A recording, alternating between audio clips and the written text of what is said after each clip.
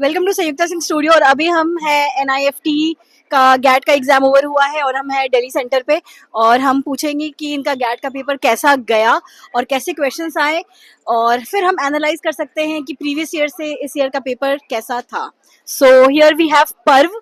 कैसा गया पेपर आपका? पेपर काफी इजी था। जो आपने पढ़ाया था जीके का और का, वो सब एज इट इज आया था।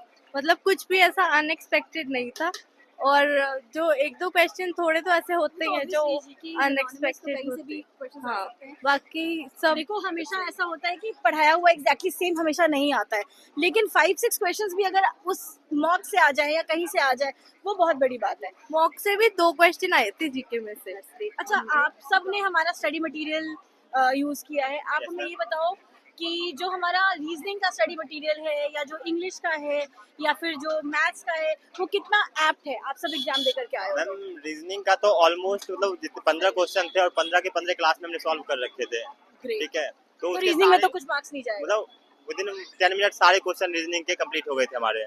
और मैथ का बेसिक लेवल का था। जीके का थोड़े बहुत टफ थे जो कि सॉल्व कर सकते हैं, बट ऑलमोस्ट सारे क्वेश्चन हमने क्लास में पहले सॉल्व कर रखे थे, तो बहुत इजी पेपर गया हमारा भी। और आपका मैथ्स कैसा गया? कैसे क्वेश्चन मैथ्स थे? Was pretty easy.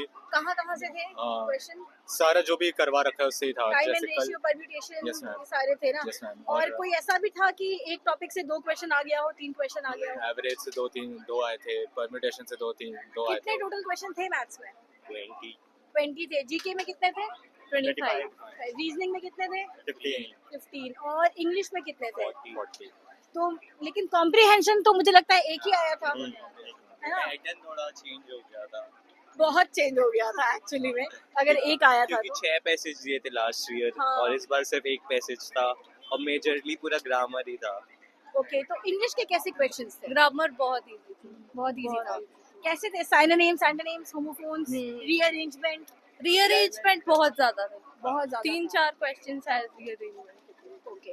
तो पूरी साल जो की तैयारी रही, जब आप ये एग्जाम दे करके आए, आपको कैसा लग रहा है?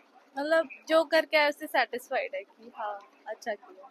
मेरे अकॉर्डिंग संयुक्ता सिंह स्टूडियो में एडमिशन लेना one of the best decision मेरा था। मैं कहता हूँ सबको ले एडमिशन। इसकी जरूरत नहीं थी। And I agree to that पूरा 100%। मैंने इनको मार के पढ़ाया है गाइस, तो तुम बी वेयर आने के पहले। 75 टू 80 क्वेश्चंस किए हैं। सब कुछ करेक्ट होना चाहिए। जो भी चलो, बहुत अच्छा। स्ट्रैटेजीज क्या रखी आप लोगों ने? नेगेटिव मार्किंग थी, हम सबको पता था, तो स्ट्रैटेजीज क्या थी? बस वही क्वेश्चन किए जिसका श्योर थे, वरना एलिमिनेशन मेथड यूज किया। गुड।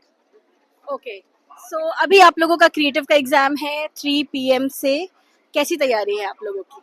आपने करवाई है तो अच्छी है। चलो, प्रिपरेशन तो काफी अच्छी ही है।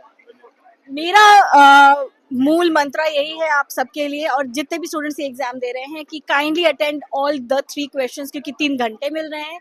और डरे नहीं, क्वेश्चन ब्रेक करके पढ़े। क्वेश्चन ब्रेक करके पढ़ोगे, सॉल्यूशन अपने आप पता चल जाएगा, क्योंकि एक साल में बहुत कुछ सॉल्व किया है। So that's it. Thank you everyone. Thank you. ये सही भी